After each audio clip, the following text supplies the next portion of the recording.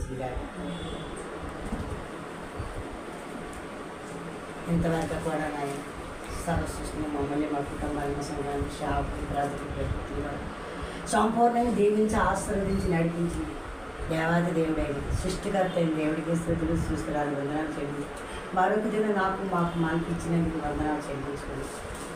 సాక్ష్యం ఏంటంటే గొప్పదే అన్నింటిలో కూడా కష్టంలోనైతే నిందలోనైతే అప్పుల్లోనైతే సమస్యలోనైతే దేంట్లోనైనా మనం బాగా ఒక సాక్ష్యం అనేది ఏంటంటే అందులో బలంగా నిలబడ్డామనేదే పెద్ద సాక్ష్యం.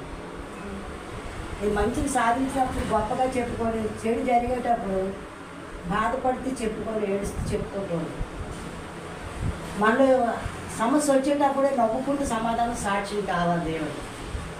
ఎందుకంటే నేను ఎంత ఉన్నప్పుడు కూడా ఈ దేహంలోను ఈ దేవాలయంలోను ఎంత ఆనందంగా నన్ను కనపరుస్తున్నారో ఒక ఆలోచన అనేది అది దేవుడికే ఉంటుంది. మనిషి దగ్గర మనం ఎంత ఇచ్చించినా ఉండదు. అది ఆ సమయానికే మనం వెనక్కి తిరిగి వెళ్ళాలని చెప్పాడు. నాకు ఎప్పుడు కూడా సమస్యలోని సమాధానం లేనప్పుడు బాధలోనే నాకు సాధ్యమైనది ఆయనతో సమాధానం కలిగి ఉండడం, సంతోషంలో ఆనందంలో నేను ఎప్పుడు కూడా అలాగే ఇంతవరకు కూడా సజీవంగా